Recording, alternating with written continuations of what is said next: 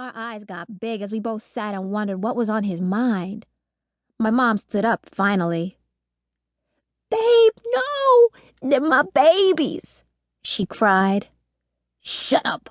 he yelled. He made us all jump. My mother sat back down.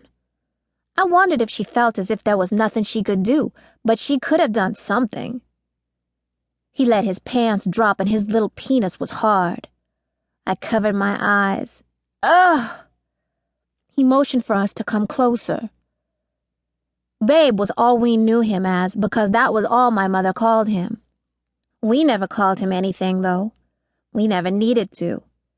He was in his 20s, but Coke made him look 50. He was missing one of his front teeth, and the rest were rotten. He had the nappiest hair I had ever seen, and he always smelled like beer. When he saw we didn't move a muscle, he got angrier. "Bitch, get over here now, suck my dick," he yelled. I didn't know who he was talking to, but I knew that neither one of us was going to do it. He snatched my little sister up by the arm. "Are you deaf?" he asked. She shook her head no. He told her to suck his dick again, and she shook her head no again. "So you think you can disobey me?"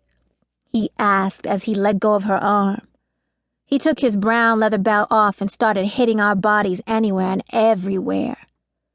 We screamed and tried to take cover, but it hurt like hell. He whooped us for what seemed like forever. When he was done with us, we had welts all over our bodies. He ran some steamy hot water in the bathtub for us and forced us to get in. We cried as the water made the welts sting badly. He just kept yelling at us, calling us bitches and laughing. My mom never came in the bathroom to save us. When we got out of the tub, there my mother was again snorting. She acted as if the situation had never happened. I didn't understand her. I went to lie on the floor with my sister and I held her close. I prayed we'd see a brighter day. The next day in school, I tried my hardest to hide my welts, but they were everywhere. The fact that I was wearing a short-sleeved shirt didn't make it any better. My 4th grade teacher, Mrs. Dressel, called me up to her desk. She'd been looking at me crazily the entire day. When I approached her desk, she asked me if there was anything I wanted to tell her. I told her no, and then she sent me to the office. I grabbed my things and made my way to the office. I walked kind of funny because it hurt when my jeans rubbed against my legs.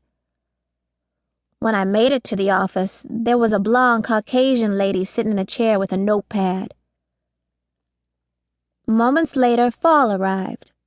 The lady took us to a secluded room and began questioning us. I told her that nothing was wrong, that our life was normal. Fall told her we had just got our asses beat for not sucking my mother's boyfriend's dick. They took us straight to CSB, and the rest was history.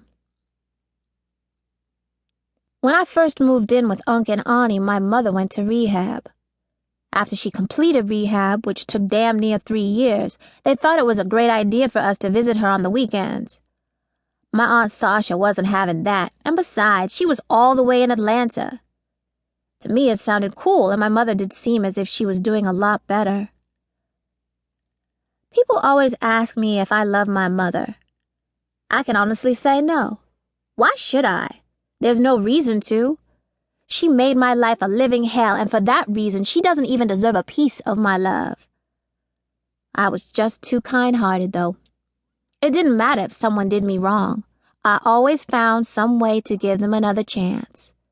Even if they fucked me over 1,000,000 times, I always forgave them, and that was the only reason I went to visit her. I didn't want to hurt her feelings by not going. My mother lived in Brand, Whitlock, a very gritty and rugged place on the south side of Toledo, Ohio. It didn't bother me much because I had lived there the majority of my life. When I returned, it was more like a hood reunion with my old friends. When we pulled into the complex, everyone eyeballed Unc's money green BMW 745. I swear, a couple of niggas were even drooling.